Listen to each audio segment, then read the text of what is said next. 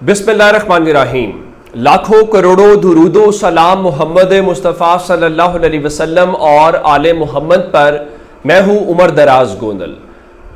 قاضی فائز عیسیٰ صاحب کا مقابلہ کسی اور سے نہیں ہے، بلکہ سچی بات تو یہ ہے کہ ان کا مقابلہ اپنی ہی ذات سے ہے، اور اس سے بڑی بات یہ ہے کہ جو انہوں نے خود سے چیزیں طے کی تھی، جو لوگوں کو وہ ایک بت ان کا بنایا جا رہا تھا، ان چیزوں کے سائے میں کہیں وہ دبتے جا رہے ہیں۔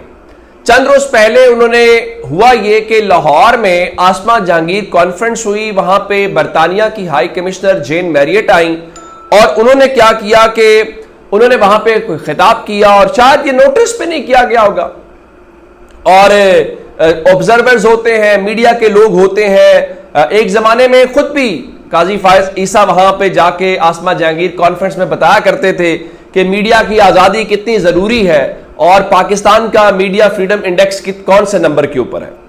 اب جین میریٹ کے خط کے فوراً بعد ایک نیا کام کیا گیا، اور نیا کام یہ تھا کہ قاضی فائز عیسیٰ صاحب نے رجسٹرار سے برطانوی ہائی کمیشن کو یا برطانوی ہائی کمشنر جین میریٹ کو خط لکھوا دی، اور ان سے اس بات کے اوپر وضاحتیں بھی دیں فیصلے کے حوالے سے، اور احتجاج بھی ایک لحاظ سے کہہ سکتے ہیں کہ جناب آپ نے اس فیصلے کے اوپر کیوں کیا۔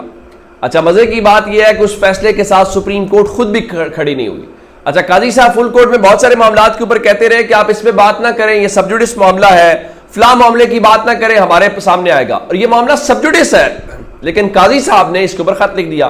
پھر سوال یہ تھا کہ قاضی صاحب نے خط خود سے لکھا ہے یا پھر وزارت خارجہ سے ایڈوائس لی ہے، کیونکہ آپ وزیر خارجہ نہیں ہے ملک کے، آپ چیف جسٹس ہیں، یہ آپ کی ڈومین نہیں ہے۔ اگر عمران خان کے اوپر یہ الزام لگتا ہے کہ جی وہ سائفر سے پاکستان کے تعلقات خراب ہو گئے، تو میں نے یہ پہلے بھی سوال اٹھایا تھا کہ قاضی فائز عیسیٰ کے خط سے پاکستان کے برطانیہ کے ساتھ تعلقات خراب کیسے نہیں ہو سکتے، یہ بھی تو ایک چیز ہو سکتی ہے۔ اور ان ساری باتوں کے اوپر ایک ریفرنس بھی آ گیا، اور یہ مقبول جان والا۔ اب اس معاملے کے اوپر ایک بڑی خبر آئی ہے۔ دیکھیے، دنیا جہان کی عدالتیں، جج صاحبان، چیف جسٹس صاحبان جو ہیں، اپنے فیصلوں کو پریس ریلیز کے ذریعے جواب نہیں دیتے، وہ اپنے فیصلوں کے اوپر خط نہیں لکھتے، بلکہ وہ جج فیصلہ دیتا ہے، اور ایک فیصلہ اس کا ہوتا ہے، پھر ایک فیصلہ تاریخ کرتی ہے کہ وہ ہسٹورک ڈیسیژن تھا، وہ نظریہ ضرورت تھا، وہ جسٹس کارنیلیس کا فیصلہ تھا، یا جسٹس منیر کا فیصلہ تھا۔ تو اب قاضی صاحب چاہتے یہ ہیں کہ اپنے عہدے کا استعمال کرتے ہوئے یا اپنی چیف جسٹس شپ کے ذریعے وہ جسٹس کارنیلیس کہلانا چاہتے ہیں، لیکن بدقسمتی سے ان کی چھاپ یہ ہے کہ وہ جسٹس منیر ہیں حاضر وقت کے۔ اب اس سارے معاملے کی جو خبر یہ ہے کہ اس کے اوپر اگر آپ خط لکھیں گے اور آپ ڈپلومیٹک نارمز کے خلاف جائیں گے تو ظاہر ہے اس کا جواب آئے گا، اور اطلاعات یہ ہے کہ برطانوی ہائی کمیشن نے یا برطانوی ہائی کمشنر جین میریٹ نے قاضی فائز عیسیٰ صاحب کی روح راضی کر دی ہے۔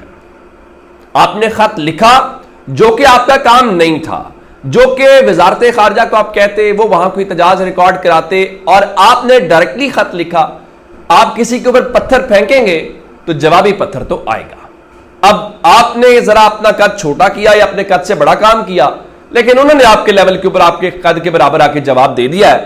اور سعید بلوچ صاحب جرنلسٹ ہیں، انہوں نے یہ خبر دی ہے، اور کہتے ہیں کہ ذرائع کے مطابق چیف جسٹس قاضی فائز عیسیٰ کی جانب سے برطانوی ہائی کمشنر کو لکھے گئے خط کا اتنا سخت رد عمل آیا ہے کہ وزیر اعظم آفس نے برطانوی ہائی کمشنر کا جوابی خط ہی دبا لیا ہے۔ اس خط کے اندر 2 سے 3 خبریں ہیں۔ اس خبر کے اندر پہلی خبر یہ ہے کہ برطانوی ہائی کمشنر نے چیف جسٹس قاضی فائز عیسیٰ کے خط کا جواب دے دیا، نمبر 1۔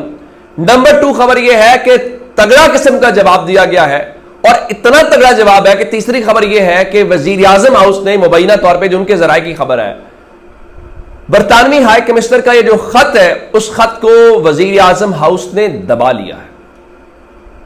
اب سوچنا پڑے گا، اگر برطانیہ نے اس کے اوپر کوئی ایسا کامنٹ دے دیا، کوئی ایسی بات کر دی ہو، یا یہ کہا ہو قاضی صاحب آپ نے غلط کیا، یا آپ نے بنیادی انسانی حقوق کی پامالی کی، یا آپ نے الیکشن کے عمل کو متنازع بنایا، تو قاضی صاحب حاضر سروس چیف جسٹس ہوتے ہوئے دنیا کو کیا جواب دیں گے؟ آپ کے اوپر تو یہاں اتنے سوال ہیں، تو جب برطانیہ کی بھی انٹری ہو جائے، سوال صرف یہ ہے کہ حکومت کب تک اس معاملے کے اوپر خاموش رہتی ہے یا حکومت کب تک اس معاملے کو دباتی ہے. اگر دبایا نہیں ہے تو ان کو بولنا چاہیے کہ نہیں جناب کوئی خط نہیں آیا, کوئی جواب نہیں ہے. اگر خط آیا ہے, تگڑا خط آیا ہے اور جواب, تو پھر آپ کو بتانا چاہیے. اب اس سلسلے میں قاضی صاحب کے لیے ایک اور معاملہ جو ہے, حکومت اور ان کے اسٹیبلشمنٹ اور غیر سرکاری ترجمان یہ کہہ رہے تھے کہ جی ہم نے سپریم کورٹ کے فیصلے کے اوپر عمل درآمد نہیں کرنا. ظاہر ہے کہ یہ ہو نہیں سکتا, یا تو آپ سپریم کورٹ کو ختم کر دیں. یہ نہیں ہو سکتا کہ آئندہ سپریم کورٹ فیصلہ دیا کرے اور اس سے اوپر حکومتی اتحاد بتایا کرے کہ کون سا فیصلہ ہم نے ماننا ہے اور کون سا فیصلہ ہم نے نہیں ماننا. آپ اگر سپریم کورٹ کا عمران خان کی حکومت کا تحریک عدم اعتماد والا فیصلہ مانتے ہیں تو آپ کو یہ فیصلہ بھی ماننا پڑے گا. اس وقت بھی تو پارلیمنٹ کے کام کے اندر مداخلت ہوئی تھی, تب تو آپ کہتے تھے کہ بڑا شاندار فیصلہ ہوا, اب آپ کہتے ہیں آئین ری رائٹ کیا گیا ہے. تو اب اطلاعات یہ ہے کہ الیکشن کمیشن آف پاکستان کا کل اجلاس طلب کر لیا گیا ہے مخصوص نشستوں کے حوالے سے. اب دیکھتے ہیں کہ الیکشن کمیشن کل کیا فیصلہ کرتا ہے.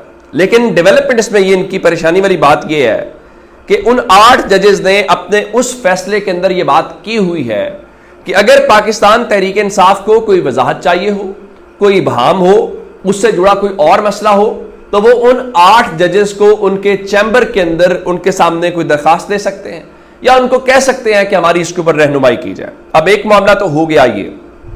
اب حکومت اور قاضی فائز عیسیٰ صاحب جو ہیں وہ ایڈ ہاک ججز والے معاملے کے اندر بھی پھنسے ہوئے ہیں. اب آپ حیران اس بات کے اوپر ہوں گے کہ قاضی صاحب سپریم کورٹ میں بھی تقرریاں ٹائم پہ نہیں کی جو انہیں کرنی چاہیے تھی.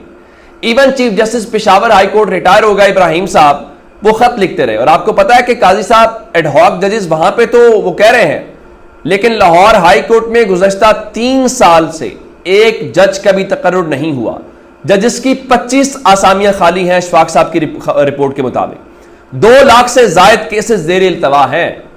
یار اگر وہ کہتے ہیں کہ اگر آپ نے یہاں پہ 25 ججز کی آسامیوں کے اوپر پچھلے 3 سال یا 2 سال میں آپ نے جج بھی اپوائنٹ نہیں کیا, تو اگر آپ نے مستقل کوئی جج نہیں لگانا تو کم از کم خدا کے بندو کوئی ایڈ ہاک جج ہی لگا دو.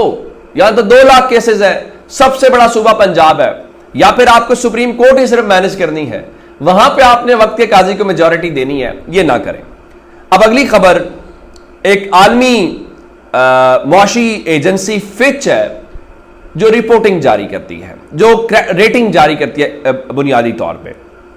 انہوں نے اس بارے میں 2-3 باتیں کی ہیں, اور اس بارے میں جو یہ ریٹنگ ایجنسی ہے انہوں نے اس حکومت کے حوالے سے ایک بڑی خطرناک قسم کی بات کی ہے.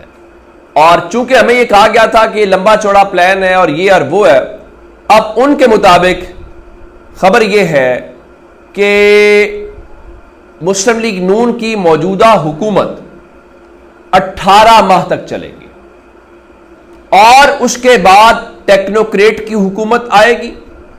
اب سوال یہ پیدا ہوتا ہے کہ اگر 18 ماہ تک برقرار رہے گی تو فروری میں یہ حکومت آئی ہے, مارچ اپریل مئی جون جولائی, اور 6 مہینے تو حکومت کے ہو چکے ہیں. یعنی وہ ادارے بھی یہ مان رہے ہیں کہ زیادہ سے زیادہ 1 سال یہ حکومت چل سکتی ہے. یہ الگ بات ہے کہ ہمیں جو حالات نظر آ رہے ہیں وہ بالکل اس سے یکسر مختلف ہے.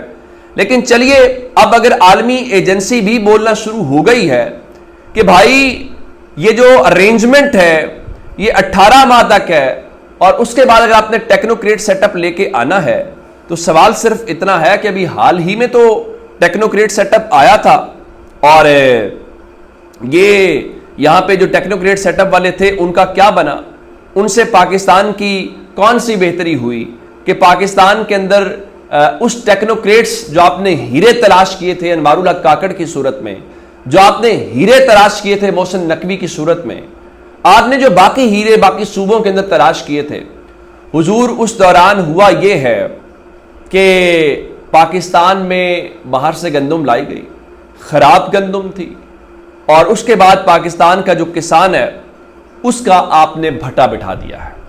اور کمال بات کیا ہے کہ کوئی ابھی تک ہمیں اس کا ذمہ دار نہیں ملا. یہ الگ بات ہے, میں اشاروں میں اتنی بات کر سکتا ہوں کہ بارٹر سسٹم بڑی مضبوط چیز ہے.